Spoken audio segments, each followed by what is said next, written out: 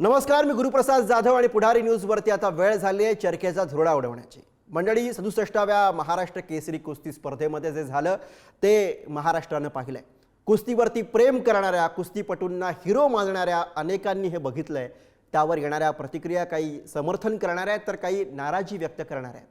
माजी महाराष्ट्र केसरी शिवराज राक्षे यानं पंचांनी दिलेला निर्णय पटला नाही म्हणून त्यांची थेट कॉलर पकडली, हुज्जत घातली। इतकंच काय, त्यांना लाथही मारली। तर तिकडे अंतिम सामन्यामध्ये पैलवान महेंद्र गायकवाड यानं पंचांचा निर्णय न पटल्यामुळे मैदान सोडलं। त्यानंतर पंचांना मारहाण झाली। या दोन्ही घटनांची गंभीर दखल घेत शिवराज राक्षे आणि महेंद्र गायकवाड या दोघांवरती 3 वर्षांची बंदीची कारवाई झालेली आहे। पण या सगळ्या प्रकाराच्या निमित्तानं काही प्रश्न असे आहेत की ज्यांची उत्तरं ही आपल्याला शोधावी लागतील। मुळात हा असा सगळा प्रकार कशामुळे घडला, हा मूळ प्रश्न। असे वाद कसे टाळता येतील? पैलवानांवरती झालेली ही सगळी जी कारवाई आहे ती अन्यायकारक आहे का, की प्रतिष्ठा जपण्यासाठी कठोर शिक्षा होणं हे या सगळ्यामध्ये गरजेचं आहे? आणि मुळात या सगळ्याबद्दल कुस्तीतले नियम नेमकं काय सांगतात, या सर्व अंगांनी ही चर्चा आपण करूयात आजच्या या धुरळामधनं। स्पर्धा जिंकली, कुस्ती हरली आणि याला जबाबदार कोण?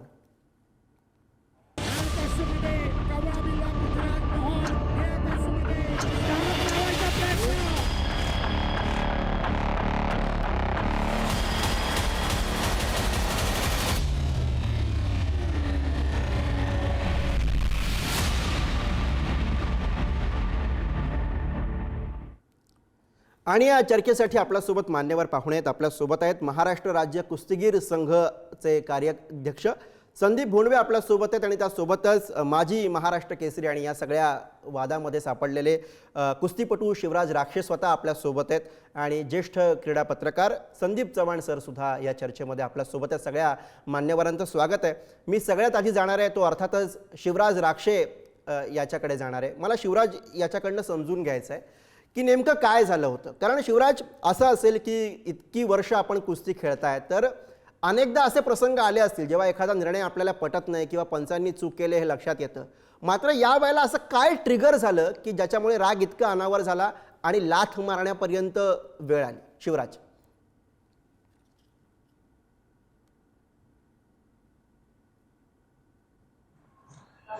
पंचांनी डायरेक्ट निर्णय दिला कुस्तीचा, कुस्ती झाली म्हणून, आणि त्या ठिकाणी अपील केली।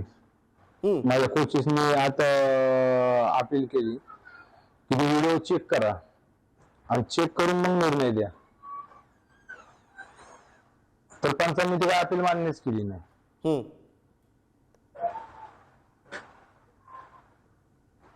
आम्ही सारखं वारंवार ती विनंती करत होतो पंचांना की तुम्ही चेक करा व्हिडिओ आणि त्या व्हिडिओतून तुम्ही बघा की कुस्ती फॉल झाली किंवा नाही। जर फॉल झाली असेल तर मी मैदान सोडायला तयार आहे। मी वारंवार पंचांना तिथे सारखं बोलत होतो, पण पंच काय ऐकूनच घेत नव्हते। हे पंच याच्याकडे ढकलायचे, ते पंच याच्याकडे ढकलायचे। स्वतः जे अध्यक्ष होते, कार्याध्यक्ष होते कुस्तीचे, त्यांना आम्ही विनंती केली व्हिडिओ चेक करा, त्यांनी काही व्हिडिओ बघितलीच नाही। शिवराज, आता या सगळ्या वादानंतर बऱ्याच प्रतिक्रिया येत आहेत। आपण चुकलो याची जाणीव आता होते, असं वाटतंय की आपल्याकडनं चूक झाली, की असं वाटतंय की नाही जे झालं ते योग्यच होतं?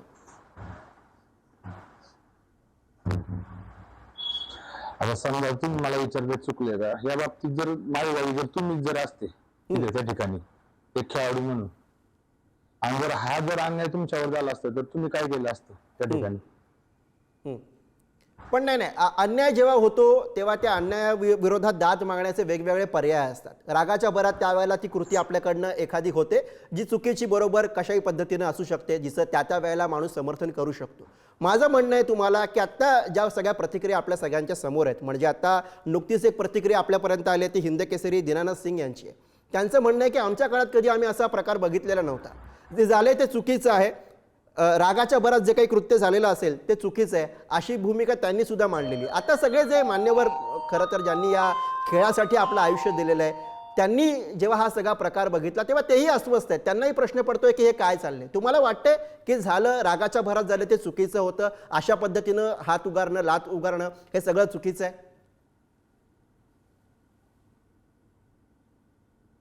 विनंती केली होती की तुम्ही व्हिडिओ चेक करा की तुमचा मेंदू चेक का केला नाही याचं उत्तर त्यांच्याकडे आहे का, विचारा बरं तुम्ही.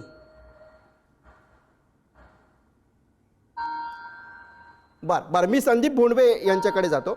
संदीप भोंडवेजी, मला तुम्हाला विचारायचं आहे की कुठल्याही खेळामध्ये खरं तर आणि विशेषतः कुस्तीमध्ये सुद्धा पंचाला देवाचं स्थान असतं असं आपण म्हणतो, असं आपण मानतो आणि त्याच सगळ्या मानण्यावरतीच खरं तर हा खेळ आणि त्या खेळावरची सगळी विश्वासार्हता अवलंबून असते.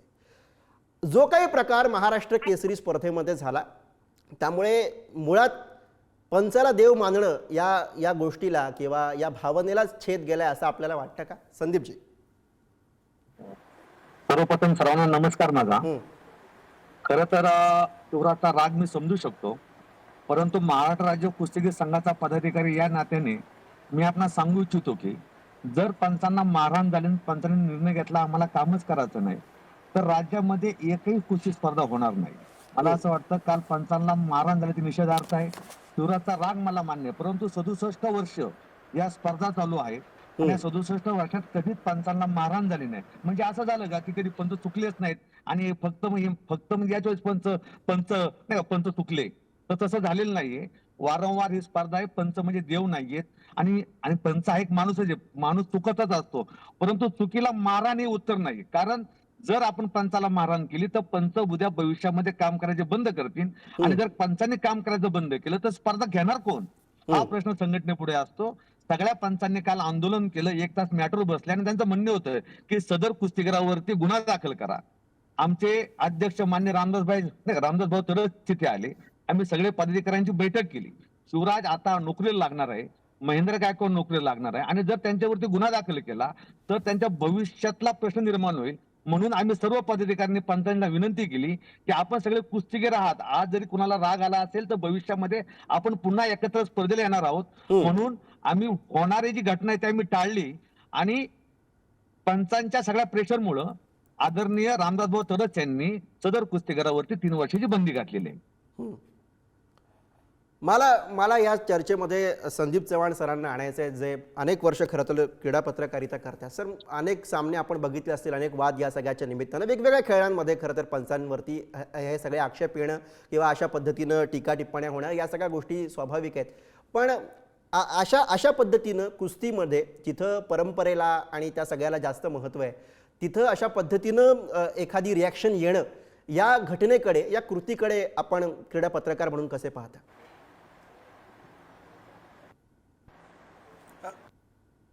आज जे बोलणार आहे ते कोणाला किंवा बरं वाटावं किंवा वाईट साठी बोलणार आहे. मी एक 6 ऑलिम्पिक कव्हर केलेला पत्रकार म्हणून तुमच्या समोर बसलेलो आहे आणि ऑलिम्पिकचा जो जनक आहे बॅरन पियर द कुबर्तीन, त्याचं असं म्हणणं होतं की खेळात हार जीत पेक्षाही महत्वाचं आहे की तुम्ही लढत कशी दिली याला. हार जीत हा खेळाचा एक भाग झाला, पण हार जीत म्हणजेच खेळ नव्हे, तर त्या हार जीतच्या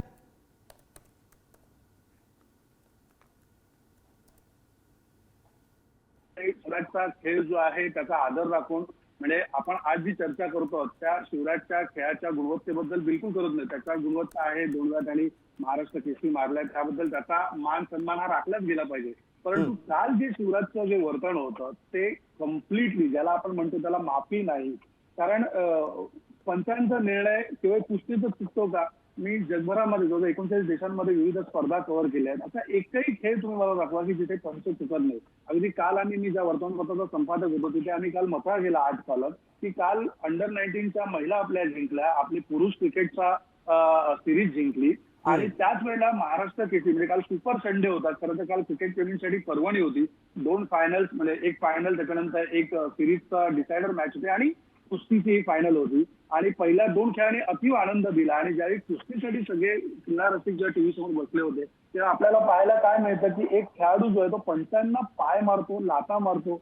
मला असं वाटतं की कुठेतरी कुस्ती इथे कमी पडलेली आहे. कारण गेल्या काही वर्षांमध्ये आपण हे पाहिलेलं आहे की केवळ शिवराजला त्याचा दोष देता येणार नाही, कारण खरं तर आता टेक्नॉलॉजी एवढी इव्हॉल्व झाली आहे की आपण अनेक प्रकारच्या सोयी सुविधा तिथे अगदी लोकल लेवलच्या मॅचेसला पुरवत असतो. महाराष्ट्र केसरी सारखी कुस्ती स्पर्धा आहे, त्यामुळे तिथे अशा प्रकारचं ज्या पद्धतीने आंतरराष्ट्रीय स्पर्धा आपण घेतो. बरोबर आहे सर, मी तुमच्याकडे पुन्हा येतो, पण तुम्ही जे एक वाक्य वापरलं ना इथे, कुस्ती इथं कुठेतरी कमी पडले अशी भावना खरं तर या सगळ्या प्रकाराकडे बघताना वाटते.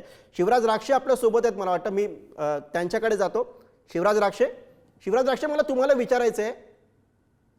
शिवराज आहेत? हां, शिवराज राक्षे मला तुम्हाला विचारायचं आहे की आता संदीप चव्हाण सर जे म्हणतात तेही तुम्ही ऐकलं. थोड्या वेळापूर्वीच तुम्हाला मी हिंदकेसरी सिंग यांची सुद्धा प्रतिक्रिया सांगितली. त्यांनी सुद्धा म्हटलं की या सगळ्या प्रकारावरती आपण माफी मागायला हवी आणि हा जो वाद आहे तो मिटवायला हवा. आपण तयार आहात का या सगळ्या प्रकारावरती माफी मागायला? आपल्याला मनापासून वाटतंय की जो प्रकार आपल्याकडनं झाला त्याविषयी आपण माफी मागायला हवी आहे?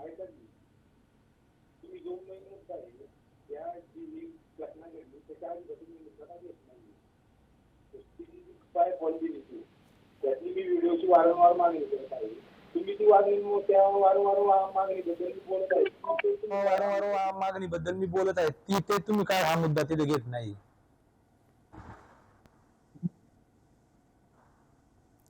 शिवराज, हे व्हिडिओ मी वारंवार म्हणतो की तुम्ही का चेक करत नाही? ज्युरीला अपील केलेली की तुम्ही तो काय व्हिडिओ चेक करत नाही. मग त्याचं मला उत्तर द्या ना तुम्ही. मी एवढी मागणी करून तुम्ही का त्याचं उत्तर दिलेलं नाही मला? नाही, तुम्हाला आपल्यावर अन्याय झाला ही एक भावना झाली, आपल्यावर अन्याय होतो ही एक भावना झाली. पण त्या भावनेच्या भरात, त्या रागाच्या भरात आपण ज्या पद्धतीनं तिकडे वागलात, आपल्याला नाही का वाटत की ही चूक झाली? जे अनेक तरुण मल्ल आपल्याकडे आदर्श म्हणून पाहतात, त्या सगळ्या मल्लांसाठी म्हणून किंवा त्यांच्या भविष्यासाठी म्हणून, खेळाच्या भविष्यासाठी म्हणून तरी आपण मोठ्या मनानं माफी मागायला हवी या सगळ्यामध्ये, असं आपल्याला नाही का वाटत शिवराज? ऐका की, ऐका ना, बोला. माझं जर आपण बोंडवेंनी जर सांगितलं असेल, संदीप बाप्पा बोंडवेंनी की पंचांचा तो निर्णय तो चुकीचा निर्णय, मग तुम्ही तो निर्णय आधीच का मान्य नाही केला? ही घटना ते आधी घडली असती. जर तुम्ही निर्णय जर तो मान्य केला असता तर ह्यापर्यंत टोकाचं पाऊल गेलंच नसतं ना त्या ठिकाणी. वारंवार विनंती करतो तुम्हाला की व्हिडिओ तुम्ही चेक करा, त्यानुसार तुम्ही निर्णय द्या. खेळात हारजीत ही चालूच असती. नाही, तेच मी तुम्हाला म्हणतोय. तुमचा मुद्दा अगदी रास्त आहे शिवराज. खेळामध्ये हारजीत ही चालूच असते. म्हणजे आता संदीप सर पण तेच म्हणाले, आता संदीप भोंडवेंचं म्हणणं पण काही प्रमाणात तेच आहे, सगळ्यांचं म्हणणं तेच आहे. प्रश्न असा आहे, तुम्ही अपील केलं, तुम्ही केलेल्या अपीलवर तुम्हाला दाद मिळालं नाही, पण दाद मिळाली नाही म्हणून अशा पद्धतीनं कृती करणं ही गोष्ट मुळात तुम्हाला पटतेय का, हे मी तुम्हाला सातत्यानं विचारतोय. ऐका ना, मला ना आधी फक्त मला त्या गोष्टीचं उत्तर पाहिजे की मी ज्या वेळेला तुम्हाला व्हिडिओ बघायला, चेक करायला सांगितलं, तो व्हिडिओ चेक का केला का नाही याचं मला उत्तर फक्त. नाही, त्यांनी चेक नाही केलं, आपण मान्य करू, चला त्यांनी चेक नाही केलं, पण तुम्ही जे केलेलं आहे, तुम्ही ज्या पद्धतीने लाच मारलेली आहे पंचांना, ती गोष्ट तुम्ही कशी स्वीकारणार आहात? जो मुद्दा केलेला आहे ना मी, ऐका की, हा बोला. जो मी मुद्दा आहे ना, तुम्ही बोलताय ना की जो तो मुद्दा केलेला आहे, ती घटना कशा पाहिजे गेली, ती तिथपर्यंत का गेली, त्याच्या मागचा कोणता हेतू आहे, हा तुम्ही ओळखून घ्या ना. हा तुम्ही त्यांना विचारा. बरं, बोंडवे आपल्याला प्रश्न विचारतात. हा बोंडवे बोला.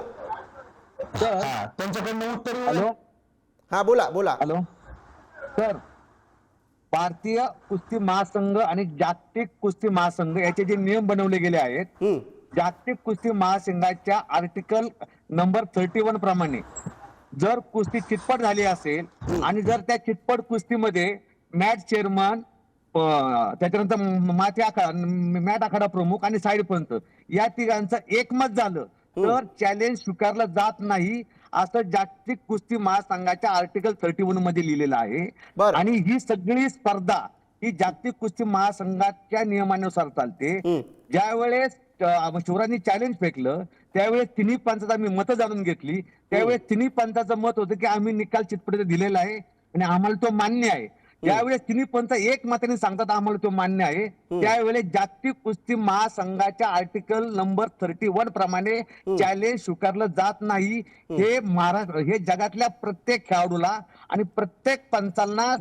मला संदीप सरांकडे समजून घ्यायचंय, तुम्ही जे म्हणताय भोंडवे, ते संदीप सरांकडे समजून घ्यायचंय की कसा काय नियम आहे या सगळ्या बाबतीतला, जो इथं पाळला गेला नाही आणि त्याच्यामुळे काही वेगळा वाद झाला का? संदीप चव्हाण सर.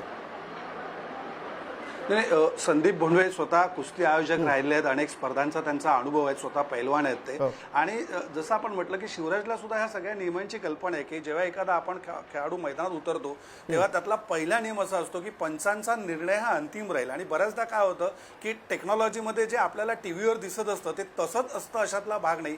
कारण आपण जे काल दृश्य पाहिली किंवा शिवराजला जी दृश्य आता मोबाईलवर किंवा टीव्हीवर दाखवली जात असतील हे सगळे असे टॉप अँगलचे आपले चॅनलचे जे कॅमेरे जे होते किंवा तिथे लावलेले जे कॅमेरे होते यातनं दिसणारा व्हिज्युअल आहेत. आणि जे संदीप भोंडवे म्हणत होते की तिथे जे 3 पंच आहेत त्यांना ते त्या बरोबर जमिनीच्या लेवलला बसलेले असतात आणि त्यांच्या नेकेड आयला जो दिसलेला, कारण 1 अंपायर चुकू शकतो, 2 अंपायर चुकू शकतात, 3 अंपायर चुकू शकतील, यावर विश्वास ठेवणं अवघड आहे. आणि जर 3 अंपायरवर जर विश्वास नसेल तर आपण तर खरं म्हणजे त्या स्पर्धेत खेळायलाच नाही पाहिजे.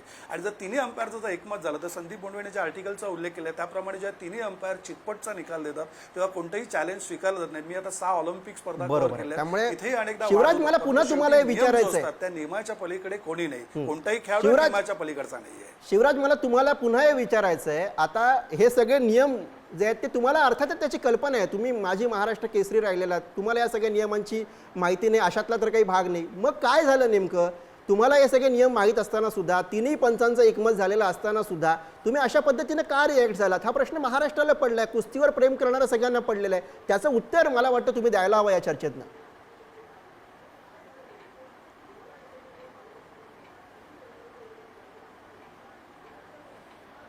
शिवराज यांचा आवाज आपल्यापर्यंत येत नाही. हॅलो, हा बोला. आपण जे सांगतात ना जे नियम आहे त्या नियमानुसार आम्ही फॉलो करत आलो, बरोबर? हॅलो, बोला बोला सलग बोला. हॅलो, आता सांगतात ना की जागतिक नियम संघटनेचे जे नियम आहे त्या नियमच फॉलो करत आम्ही आलेलो आहे. मग माझी जर कुस्ती 2 नंबरचा राऊंड जर माझा माऊली कोकाटे सोबत होता त्या टायमिंगला जर माऊली कोकाट्याला 2 पुकार झाले होते 30-30 सेकंदाच्या नियमानुसार 30 सेकंदानंतर पुकार असे 3 पुकार होतात. 3 पुकारानंतर प्लेअर हा बाद होतो. मग तिथे एवढे पुकार झाल्यानंतर ना आप्पा काय म्हणले महाराष्ट्र आहे तिथे नाही, तुमची जागतिक संघटना कुठे गेली होती? जागतिक संघटनेचे नियम कुठे गेले होते तुमचे?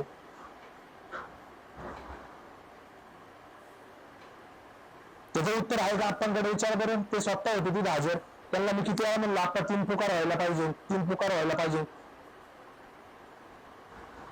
विचारा बरं त्यांना. बोलणं सर, त्यांचा जो आक्षेप आहे त्यावर काय काय सांगता येईल? चालू होती, गोंधळ भरपूर होता आणि अनावसरने पहिला पुकार दिलाच नाही. म्हणजे तुम्ही जर संपूर्ण व्हिडिओ पाहिला त्याच्यामध्ये पहिला पुकार दिला नाही. खेळाडूला वारंवार पुकार देऊन सुद्धा 10-15 मिनिटं झाली खेळाडू येत नव्हते मैदानावरती.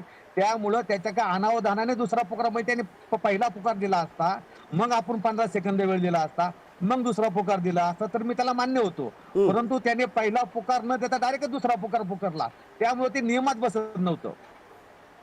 बर नाही, पण मला पुन्हा शिवराज राष्ट्र तुम्हाला हेच विचारायचं. हे बघा, एक लक्षात घ्या, तिसऱ्या पुकाराच्या वेळेस मी आता तुम्हाला डायरेक्ट काय बोललो होतो?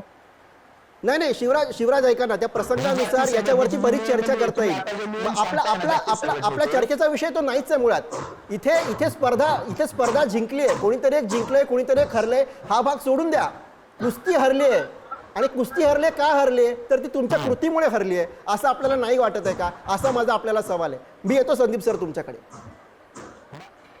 माझ्या कृतीमुळे नाही की हे पंचांच्या चुकीच्या निर्णयामुळे मी हारलेलो आहे. पण पंचांनी चुकीचा निर्णय दिला म्हणून त्यांना मारण्याचा अधिकार आपल्याला कोणी दिला असा प्रश्न पडलाय ना महाराष्ट्राला. कुस्तीवर प्रेम करणाऱ्या, कुस्ती शिकणाऱ्या नवीन मल्लांना प्रश्न पडलाय. उद्या जर का ते पण असेच वागायला लागले तर मग काय अर्थ उरेल या खेळाला आणि या खेळामधल्या सगळ्या भावनेला? जर मुलांवर जर अन्याय होत असेल, आता जर वारंवार मुलांवर जर अन्याय होत असेल, आता जर आपली डबल महाराष्ट्र केसरी चंद्रहार पाटलांनी जी मुलाखत दिली त्यांच्यावर पण 2009 साली अन्याय झाला होता, तर त्यांची आता ट्रीटमेंट काय? तुम्हाला असं वाटतंय अन्याय झाला की हीच भूमिका योग्य आहे? म्हणजे मला तर अजून प्रश्न पडला की डबल महाराष्ट्र केसरी चंद्रहार पाटील यांनी जी प्रतिक्रिया दिली ती अत्यंत शॉकिंग आहे. ते म्हणतात की फक्त लाच मारली, गोळ्या मारायला पाहिजे होता. याला काय अर्थ आहे? संदीप सर, मी तुमच्याकडे येतो. या सगळ्या भूमिकांना, या सगळ्याला काय अर्थ आहे? आपल्याला काय वाटतं या सगळ्या बाबतीत? जर वारंवार जर अशा जर चुका जर पंच करत असेल तर खेळाडूचं नुकसान आहे ना सर. हां संदीप सर बोला. वारंवार जर पंच जर चुका करत असेल तर तुम्ही ते म्हणता की पंचांकडून चुका होतात. आम्ही मान्य करतो ना, एक चूक होईल, दोन चूक होईल. जर सारखे जर पंच चुका करत राहिले तर यात खेळाडूचं नुकसान आहे. बरं संदीप चव्हाण बोलतात, संदीप चव्हाण बोलतात, बोला. त्याची भरपाई तुम्ही देणार आहे का आम्हाला? माझा शिवराजला असा प्रश्न आहे की शिवराज माझा शिवराजला असा प्रश्न आहे की किती वेळा महाराष्ट्र केसरी जिंकलं म्हणजे आपण त्या खेळातला हिरो होणार आहोत. कारण खेळातला हिरो होण्यासाठी खर्च केला जातो, त्या खर्चाची तुम्ही भरपाई देणार आहे का आम्हाला? याचं उत्तर आहे का तुमच्याकडे? शिवराज काल तू शिवराज खरं म्हणजे माझा कालच्या या संपूर्ण याच्यामध्ये अजून एका गोष्टीला आक्षेप होता. शिवराजने अंपायरला मारहाण केल्यानंतर एक वक्तव्य केलं होतं. तुमची पंचाची चूक मान्य करताय, पंचांची तुम्ही चूक मान्य करताय. नाही शिवराज, पहिली गोष्ट म्हणजे तुम्ही खेळातले हिरो आहात. तुम्ही 2 वेळा महाराष्ट्र केसरी जिंकलेला आहात. तुम्ही तुमचा आदर्श नव्या पिढीसमोर ठेवणार आहात की अशा प्रकारचा ही जी हाणामारी झाली म्हणजे महाराष्ट्राने शिवराजला काय म्हणून ओळखावं, की पंचांना लात मारणारा खेळाडू म्हणून ओळखावा की गुणवान खेळाडू म्हणून ओळखावा? ही जबाबदारी शिवराजची स्वतःची आहे. आणि काल जे शिवराज तुम्ही एक गोष्ट लक्षात घ्या, शिवराज तुम्ही एक गोष्ट लक्षात घ्या, आम्ही कुठल्याही कलुषित मनानं तुम्हाला प्रश्न विचारत नाही आहोत. तुम्ही महाराष्ट्राचे हिरो आहात. आता जे अनेक तरुण मल्ल जे तुम्हाला बघतायत ना, ते तुम्हाला हिरो म्हणून बघतायत. आमचा हिरो असं का वागला या प्रश्नाचं उत्तर त्या सगळ्या पोरांना पाहिजे. ते उत्तर तुमच्याकडनं घेण्याचा प्रयत्न आहे. बाकी तुमच्याविषयी काही वैयक्तिक काही हेवे दावे नाहीत. आणि मला पुढे जाऊन भोंडवेंना पण हा प्रश्न विचारायचा आहे की जी कारवाई या 2 मल्लांवरती झाली 3 वर्षाच्या बंदीची, ती कारवाई योग्य आहे का? अशा पद्धतीने कारवाई होणं गरजेचं आहे असं आपल्याला वाटतंय का? तर पंचांना संपूर्ण पंचांवर काय पंचांनी काय आंदोलन केलं होतं पंचांवर काय कारवाई आहे तुमची? बरं का सर? पहिल्यांदा पण आंदोलन करायला पाहिजे ना, पहिला अन्याय होत असेल तर. भोंडवे, शिवराज यांनी तर मागणी केलेली आहे, जशी आमच्यावर कारवाई झाली तशी मग पंचांवरती पण करा. तर मला शिवराजला विचारायचं की 67 वर्षामध्ये पंचांना किती वेळा शिवराज मारहाण थांबा, भोंडवे उत्तर देत आहेत. थांबा. तर मला शिवराजला विचारायचं की 67 वर्षामध्ये किती वेळा पंच चुकले आणि पंचांना किती वेळा मारहाण झाली मला यांनी सांगावं शिवराजने. आणि त्यानंतर शिवराजने जर त्या निर्णयाविरुद्ध आक्षेप नोंदवला महाराष्ट्राच्या कुस्तीगीर संघाकडे तर 100% ते सगळे व्हिडिओ तपासले जातील. बरोबर आहे, खरं आहे. संदीप चव्हाण त्याच्यावरती कारवाई केली जाईल. संदीप चव्हाण सर बोला. संदीप भोंडवेजी, शिवराजजी, मला फक्त एक छोटीशी विनंती तुम्हाला करायची आहे की या खेळाचा गेली 30 वर्ष मी वेगवेगळे खेळ अनुभवलेले आहेत, आंतरराष्ट्रीय पातळीवर पाहिले आहेत. शिवराज, मला तुम्हाला एक विनंती अशी करायची आहे, काल तुम्ही एक असं वाक्य उच्चारलं होतं तुमच्या या पराभवानंतर, विशेषतः त्या अंपायरला मारहाण केल्यानंतर तुम्ही असं म्हणालात की हे जे पंच आहेत यांना आमच्या मेहनतीची कदर नाही आहे, आम्ही वर्षोवर्ष मेहनत करतो आणि हे पंच एक निर्णय आमचं करिअर उद्ध्वस्त होतं. या पंचांची मुलं या खेळात येत नाहीत, या पंचांना आमचं दुःख कळणार नाही. तुमच्या मैत्रिणी जाणतो की असे किती खेळाडू आहेत म्हणजे जे महाराष्ट्र केसरी झालेत आणि जे पंचाकडे वळले. तुम्ही क्रिकेट सारखा खेळ घ्या, आज क्रिकेटमध्ये अनेक नामवंत क्रिकेटपटू आहेत, ते स्वतः अंपायरिंग म्हणून तिथे उभे राहतात. पंच हा एक थँकलेस जॉब आहे. तुम्ही किती चांगलं काम केलं तरी at the end of the day टीकेची जी झोड आहे ती या पंचावर उठत असते. तुम्ही स्वतः आयुष्यात पुढे तुमच्यावर अन्याय झालाय, पुढच्या कोणत्या खेळाडूवर होऊ नये म्हणून तुम्ही तुमच्या खेळातनं निवृत्त झाल्यावर पंचगिरी करणार आहात का? त्यामुळे ज्या पंचांवर तुम्ही आक्षेप उमटतात तोही माणूस आहे, त्याच्याकडे जे उपलब्ध तंत्र सामग्री आहे त्याच्याद्वारे तो निर्णय घेतो. खरं या दृष्टीने पण विचार करायला हवा. मनापासून मी शिवराज यांना जेव्हा याबद्दल प्रश्न विचारतो तेव्हा माझी भूमिका हीच होती. अगदी मी चर्चेच्या शेवटाकडे आहे सर. मला पुन्हा एकदा फक्त एका मिनिटासाठी शिवराज यांच्याकडे जायचं. शिवराज, मी पुन्हा तुम्हाला तोच प्रश्न विचारतोय, कारण तुम्ही हिरो आहात म्हणून तुम्हाला विचारतोय. हा हिरो हे मान्य करणार आहे का की आपल्याकडनं चूक झाली? ऐका की सर, जर माझ्या जागी जर तुम्ही जर असते तिथं, मी जर वारंवार जर विनंती केली असती की तो व्हिडिओ तुम्ही का म्हणजे तुम्ही जे केलेलं आहे तुम्ही त्याचं समर्थनच करताय, दुसऱ्या तुम्हाला त्यात वावगं वाटत नाहीये. माझा वेळ संपत आलाय सर. समर्थन करण्याचं सर. ऐका की विषय कसा आहे माहिती का सर?